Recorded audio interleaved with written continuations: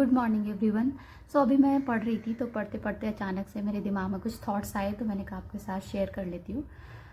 मेरे दिमाग में आया जस्ट कि मतलब जब भी कोई इंसान ये कहता है कि मैं इस व्यक्ति से फलां व्यक्ति से प्यार करता हूँ या करती हूँ, तो वो प्यार क्या है, प्यार क्या चीज़ है? आपने कभी सोचा है इस बारे में?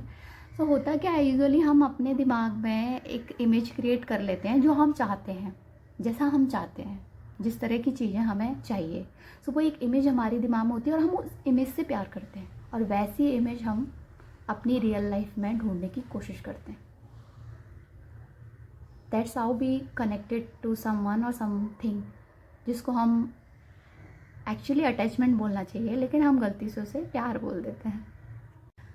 हाँ, तो मैं आपको बता रही थी कि जैसे आप 18-19 ईयर ओल्ड हैं, तो आपने अपनी लाइफ में आप पेरेंट्स के साथ रहे हैं, अब आप बाहर निकलते हैं, है ना, स्कूल के बाद कॉलेज के लिए।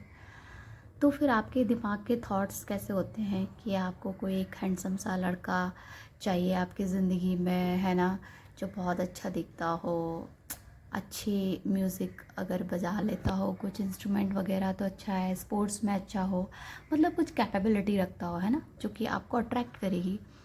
जब अब आपके दिमाग की एक सोच है ना, किसी दूसरे इंसान की सोच कुछ और भी हो सकती है जो उसको अपनी लाइफ में चाहिए होगा। हम एक इमेज क्रिएट कर लेते हैं, है ना, और उस इमेज के साथ में ना हमें बहुत ऐसे लगाव हो जाता है। और फिर जब हम निकलते हैं अपनी लाइफ में बाहर, तो फिर हम वो ऐसा एक इंसान ढूंढ रहे होते हैं अपने आसपास चारों तरफ जो हमारी इमेज के साथ में फिट कर जाए। तो अब कई बार ऐसा होता है कि हमें ऐसे इंसान मिलते हैं जो हमें लगता है कि वो वैसे हैं, पर हमें बाद में जाके पता चलता है कि वो वैसे नहीं थे, लेकिन हमें पहले उनसे एक अटैचमेंट हो जाती है ना, जिसको आपके लैंग्वेज में आप प्यार बोल देते हो। वो प्यार तो नहीं है, बट आपको एक अटैचमेंट हो जाती है क्योंकि आपको अच्छा लगता है, अरे वाह, ऐसा तो मैंने सोचा था, ऐसा हो गया है ना। अब मतलब एक आप समझ गए होंगे, है ना। ये एक मैसेज है मेरा आप सबके लिए कि आप अभी किसी भी एज ग्रुप में हैं, 15 साल के हैं, 16 साल के हैं, 20 साल के हैं, 22 साल के, 25 साल के हैं, तो आपको सेल्फ एनालाइज करना सीखना पड़ेगा। ये बहुत मुश्किल काम है ना।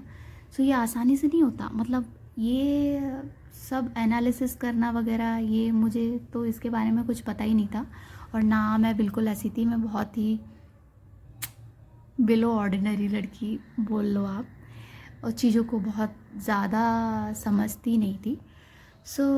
मुझे यहाँ आपके साथ बस इतनी सी बात शेयर करनी थी कि तो आपने जो एक इमेज बनाई है ना, आप उससे अटैच हो जाते हो। फिर क्या होता है जब आप उस इंसान के साथ जुड़ते हो, उस इंसान के साथ जब आप बाहर जाते हो, घूमते फिरते हो, बातें करते हो, फिर धीरे धीरे आपको समझ में आता है कि यार आपके थॉट्स से वो कितना अलग है, रियलिटी में क्या है और आपके साथ में क्या है।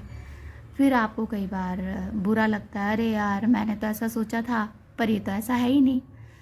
रियलिटी कई बार कुछ और होती है, और कई बार ऐसा भी होता है कि जब आप किसी इंसान के साथ में हो तो आपको पता ही नहीं चलेगा कि वो इंसान कैसा है, जो आप वो कई बार लोग अपनी हिडन आइडेंटिटी रखते हैं।